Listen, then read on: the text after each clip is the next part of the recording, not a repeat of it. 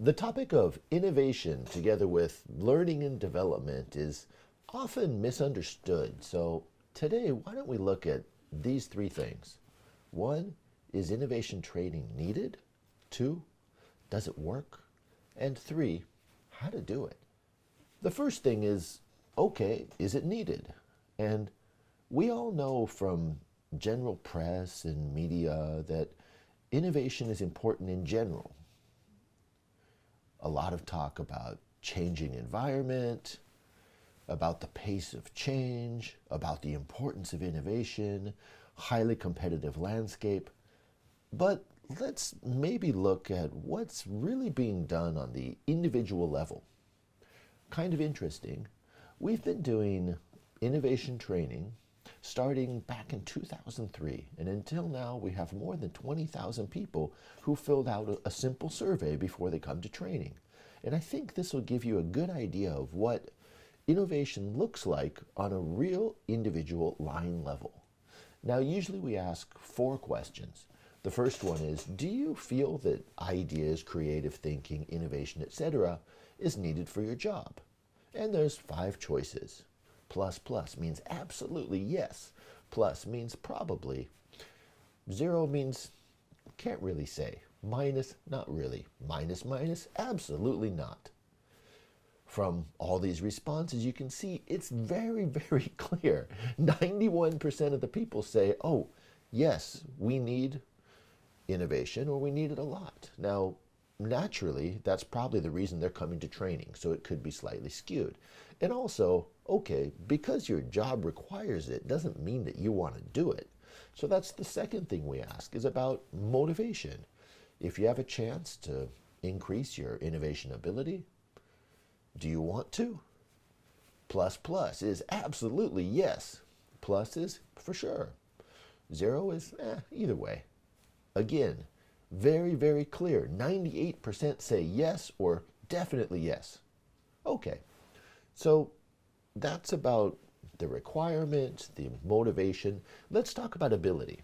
So compared to the people around you, how would you rate yourself on thinking of new ideas, on innovation? Plus plus means cream of the crop. Plus, pretty good. Zero, average. Minus, not very good. Minus minus, no way. From here you see a very different picture with only 20% of the people saying that they're confident in their innovation ability. And of course this includes people who have to do a lot of innovation on the job. Imagine research, development, marketing, advertising, etc. Okay, so if we have a need and high motivation and people don't have the confidence, typically they would study, take a course, maybe read a book or something. And that's the last thing we ask, which is, until now, have you taken steps to develop your ability to innovate more effectively? And this is very clear as well. Almost 90% of the people say no. And that's really the kind of situation that at least we've found, and this is consistent across industries, departments, different levels within the company, that basically most people feel a need, are motivated, don't have confidence, and have never done anything before.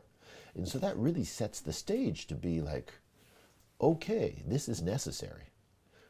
Which brings the next question, well, okay, there's a need, but is creativity and innovation, is this something that training can help with? And the simple answer is absolutely yes. Another thing related to that is innovation training is some of the easiest to measure the results of because by definition, it's something you didn't do before the training. You do it and there's a before and after comparison that's very, very straightforward. Now, a big if here though, is that's if you use the real topics from their job, and also if you make sure that they actually apply it and do things during the program. Let's look at a little more detail. So when we talk about results from, say, an innovation program, you get something like this, and the details of the program itself we'll talk about later.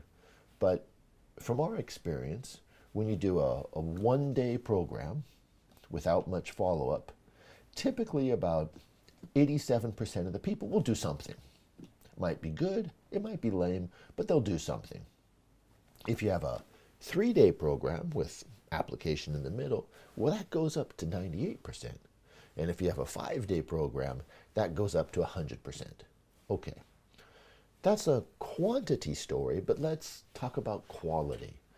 And if you look at comments of what people have done, it's very, very clear that a 5-day program will get you some pretty good business results.